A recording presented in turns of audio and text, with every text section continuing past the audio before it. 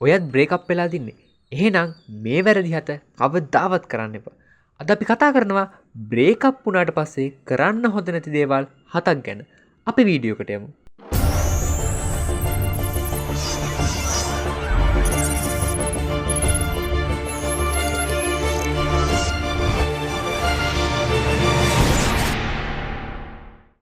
සම්බන්ධතාවයක් ඉවර වුණාම හිතට දැනෙන වේදනාව කොච්චරද කියලා වචන වලින් කියන්න බැහැනේ.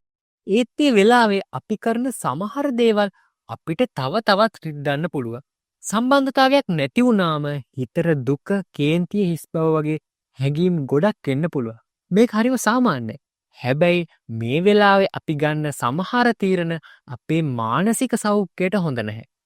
ඒ නිසා අපි අද කතා කරමු බ්‍රේකප් එකකින් පස්සේ ඔයා කවදාවත් කරන්න හොඳ නැති දේවල් මොනවද කියලා. අංක 1.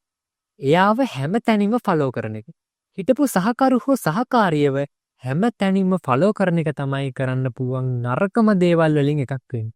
එයාගේ social media, Facebook, Instagram, TikTok බලන එක. එයා කොහෙද යන්නේ, එයා කොහෙද ඉන්නේ කියලා හොයන එක. එයාගේ යාළුවන්ගේ විස්තර අහන එක. මේ ඔක්කොම කරන්නේ අපි එයාලට තව තවත් බැඳිලා ඉන්නනේ. එයා වෙන කෙනෙක් එක්ක ඉන්නව දැක්කොත් ඒක ඔයාට දරා ගන්න බැරි වේදනාවක්. එයාගේ ජීවිතයේ දිහා බලලා දුක් වෙනවට වඩා ඔයාගේ ජීවිතේ හදාගන්න ඔයා උත්සාහ කරන්න. එයාගේ සෝෂල් මීඩියා බලන එක නවත්තන්න. ඕනේ නම් එයාව බ්ලොක් කරන්න. නැතිනම් අන්ෆ්‍රෙන්ඩ් කරන්න. ටික කාලයකට හරි ඔයාට නිදහස ඕන වෙනවා. අංක 2. දුක නැති කරගන්න වෙන වෙන දේවල් පස්සේ යන එක. සමහර අය දුක නැති කරගන්න කියලා ඕනවට වඩා බිව්වම නරක දේවල් පස්සේ ගියාම හිතට සහනයක් ලැබෙනවා කියලා හිතනවා. ඒත් මේක හරිම භයානකයි. මොකද ඒ වෙලාවට විතරක් සහනයක් ලැබුණට පස්සේ ඒක ඇබ්බැහියක් වෙන්න පුළුවන්. එතකොට ඔයාගේ ප්‍රශ්නය තව තවත් වැඩි වෙන එක විතරයි වෙන්නේ. ඇඟටත් හොඳ නැහැ, හිතටත් හොඳ නැහැ. දුක දැනෙද්දී ඒ දුක එක්ක ඉන්න පුරුදු වෙන්න. ඒක දරා ගන්න බැරි නම් විශ්වාසමත් යාළුවෙක් එක්ක කතා කරන්න. අංග 3.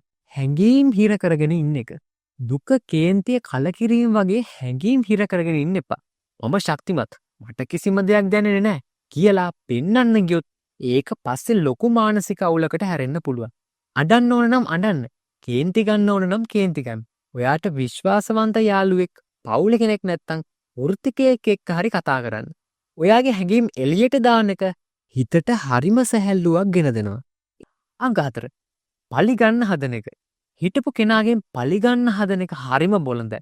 ඒකෙන් ඔයාට ලැබෙන්නේ తాවකාලික සතුටක් විතරයි.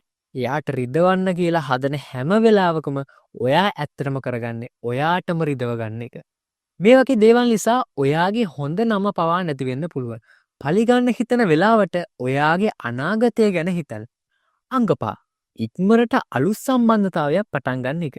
ඉක්මනට අලුත් සම්බන්ධතාවයක් පටන් ගන්න එක කියන්නේ අලුත් කෙනෙක් එක්ක හිටියම පරණ දුක අමතක වෙයි කියලා හිතන එක.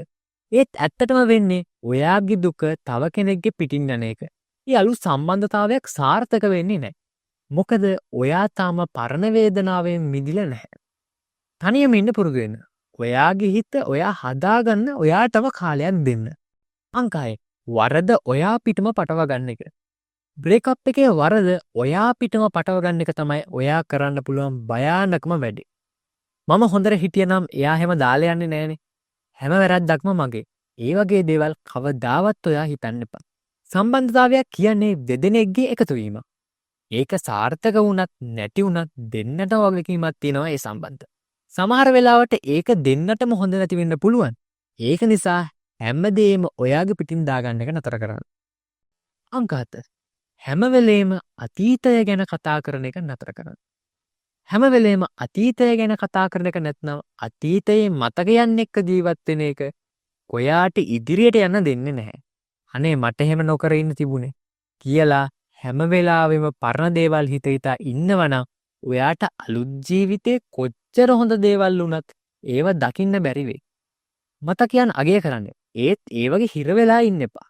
බ්‍රේකප් එකක් කියන්නේ ජීවිතයේ අමාරුම අත්දැකීමක්. ඒකෙන් එළියට එන්න කාලයයි ඉවසීමයි අවබෝධයයි ඕන වෙනවා.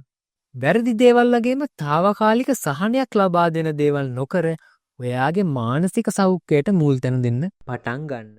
මේ වීඩියෝ හොඳයි නම් my point අපිව subscribe කරන්න අමතක කරන්න එපා. ඒ විතරක් නෙවෙයි මේ ප්‍රශ්නයට විසඳුම් හොයන ඔයාගේ යාළුවටත් මේ වීඩියෝක ෂෙයා කරන්න අමතක කරන්න එපා. එහෙනම් හැමෝටම සුබ දවසක්.